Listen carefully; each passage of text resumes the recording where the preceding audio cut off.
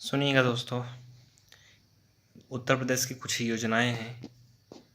गोबरा आश्रय स्थल योजना 2019 में आरंभ किया गया सूरत रूम पर। इसका उद्देश्य 100 करोड़ का निवेश कर हमारा पशुओं को आश्रय देना था। बाबा साहेब अम्बेडकर रोजगार प्रोत्साहन योजना श्वेता के पास में, ये सारी योजना 2019 है। 11 नवंबर 2019 को आरंभ किया गया।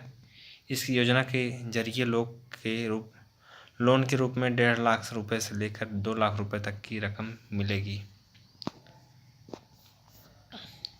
ठीक, उसके पश्चात साथियों आधुनिक मदरसा आधुनिकीकरण योजना लद्दू के पास में। इसका आरंभ 11 नवंबर 2019 को किया गया। मदरसा आधुनिकीकरण योजना का उद्देश्य मुस्लिम बच्चों को आधुनिक शिक्षा देने पर जोर देना। इसके लिए प्रत्येक मदरसे में 3 अतिरिक्त शिक्षक रखकर आधुनिक शिक्षा प्रदान की जाएगी।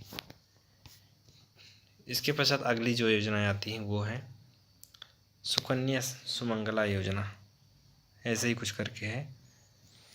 तो भड़वारा के पास में 25 अक्टूबर 2019 को आरंभ किया गया। इस योजना का उद्देश्य बालिकाओं को 15,000 रुपये की सुकन्या सुमंगला योजना करके 15,000 रुपये की कुल धनराशि दी जाएगी और बालिकाओं को दी जाने वाली कुल धनराशि 6 समान किस्तों में स्नातक होने तक दी जाएगी। विश्वकर्मा श्रम सम्मान योजना, इसे बटावी चौराहा पर जाकर 24 जनवरी 2019 को आरंभ किया गया। कहाँ? श्याम के पास में। ठीक, इस योजना के तहत यूपी के लौटकर आए मजदूरों को, पारंपरिक कारीगरों व दस्तकारों को अपने हुनर को और ज़्यादा निखारने के लिए 6 दिन की ट्रेनिंग दी जाएगी। इसके बाद आती है 2018 की योजनाएं। पाइप पेयजल योजना सूरत में लालजी के पास में। इसका आरंभ 2 सितंबर 2018 में किया गया। प्रत्येक घर में शुद्ध पीने के पानी नलों के माध्यम से पहुंचना बुंदेलखंड पूर्वांचल क्षेत्रों को जोड़ना विश्व की सबसे बड़ी पाइप योजना है। बम्बई के पास में गंगा हरित योजना की बात करते हैं। इसका आरंभ 7 अप्रैल 2018 में किया गया।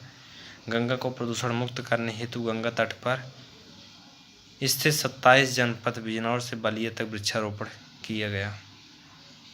चंदू के पास में चलते हैं तो एक जिला एक उत्पाद योजना चंदू के पास में। इसका आरंभ जो 24 जनवरी 2018 को किया गया। इसका उद्देश्य सभी छोटे स्थानीय कारोबारियों, शिल्पियों, बुनकरों और उद्यमियों को लाभ पहुंचाना। ठीक, इसके बाद साथियों मस्जिद के पास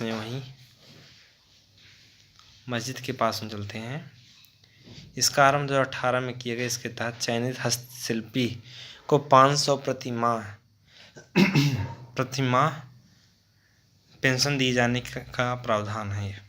योजना में पात्रता हेतु हस्तशिल्पी का भरण पोषण उसकी शिल्प कला पर आधारित है। हस्तशिल्पियों की न्यूनतम आयु 60+ हो। 2017 में जो योजनाएं स्थापित हुई उसकी बात करते हैं। प्रकाश है तो विकास सचिन स्टेशन पे, इसका आरंभ 25 सितंबर 2017 को आरंभ हुआ। बीपीएल कार्ड धारकों को परिवार को घरेलू बिजली कनेक्शन प्रदान करना। नाला के पास में हेलीकॉप्टर सेवा योजना, इसका आरंभ 19 अगस्त 2017 को आरंभ किया गया। इस योजना का उद्देश्य यूपी की राजधानी लखनऊ, आगरा, मथुरा, प्रयागराज में पर्यटन को बढ़ावा देना था। प्रभु की रसोई योजना गेट के पास में, इसका आरंभ 25 जुलाई 2017 को।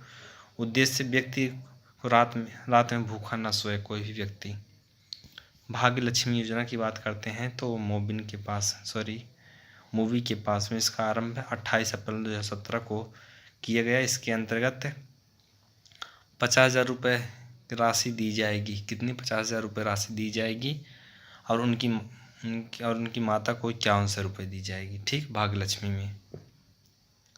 महिला कौशल विकास केंद्र योजना तेल टंकी के पास में 23 मई 2017 को आरंभ किया गया महिलाओं को प्रशिक्षण देने के लिए। ठीक, इसके बाद साथियों अगली योजना जो वो आती विवेकानंद यूथ अवार्ड योजना, इसका आरंभ है गैरेज के पास में। कहाँ? गैरेज के पास में। 4 फरवरी 2017 को आरंभ किया गया विवेकानंद यूथ अवार्ड योजना के तहत सामाजिक वृक्षारोपण एवं परिवार कल्याण का सरलीकरण। ठीक।